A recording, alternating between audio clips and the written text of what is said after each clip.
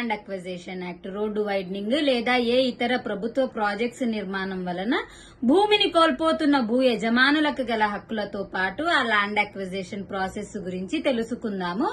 ముందుగా ప్రభుత్వం ఏ ప్రాజెక్టు కోసం అయితే ఆ భూమిని సేకరిస్తుందో ఆ ప్రాజెక్టు పూర్తి వివరాలతో పాటు దాని వలన కలుగుతున్న లాభాలు, అభివృద్ధి గురించి ఖచ్చితంగా అక్కడి ప్రజలకు పూర్తిగా వివరించాల్సి ఉంటుంది. అదేవిధంగా ఏ సర్వే నంబర్లో వాళ్ళు ఎంత మేరకు విస్తీర్ణాన్ని కోల్పోతున్నారు అనే దాన్ని తెలుపుతూ సెక్షన్ 11 ప్రకారం ఆ భూ యజమానులకు నోటీసులు జారీ చేయాల్సి ఉంటుంది. వన్స్ నోటీసు అందుకున్న భూ యజమానులు 60 రోజుల లోపు ఆ వాటిలో ఎటువంటి అవకతవకలు ఉన్నా అంటే సర్వే నంబరు లేదా విస్తీర్ణాలకు సంబంధించి ఎటువంటి సమస్య ఉన్నా కూడా 60 రోజుల లోపు జిల్లా కలెక్టర్ గారిని కలిసి దాన్ని సవరించుకునే అవకాశం వారికి ఉంటుంది. అయితే ఈ ప్రాసెస్ అంతా కంప్లీట్ అయిన తర్వాత ఏదైతే కంపెన్సేషన్ వారు ప్రభుత్వం నుంచి పొందబోతున్నారో అది గ్రామీణ ప్రాంతాలలో అయితే గవర్నమెంట్ మార్కెట్ వాల్యూని 4 రెట్లు చేస్తూ ప్లస్ 100% సొలేషియం ఇవ్వడం జరుగుతుంది.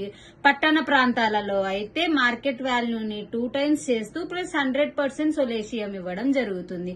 అయితే ఇది కేవలం ఆ ల్యాండ్ కే కాకుండా ఆ ల్యాండ్ లో ఫర్ ఎగ్జాంపుల్ ప్లాంట్స్ ఉన్నట్టయితే mango plants plus bore, compound walls, ఎటువంటి కన్స్ట్రక్షన్ లేదా పశుపక్షాదులకు సంబంధించిన వాటికి కూడా వాళ్ళు కంపెన్సేషన్ అనేది పొందగలరు. అయితే వారు తీసుకుంటున్న కంపెన్సేషన్ కి వారు సంతృప్తి చెందనట్టయితే అండర్ ప్రొటెస్ట్ అని రాస్తూ కంపెన్సేషన్ తీసుకున్న తర్వాత కూడా కోర్టు లేదా రెవెన్యూ ట్రిబ్యునల్ గారిని అదనపు కంపెన్సేషన్ కోసం ఆశ్రయించవచ్చు.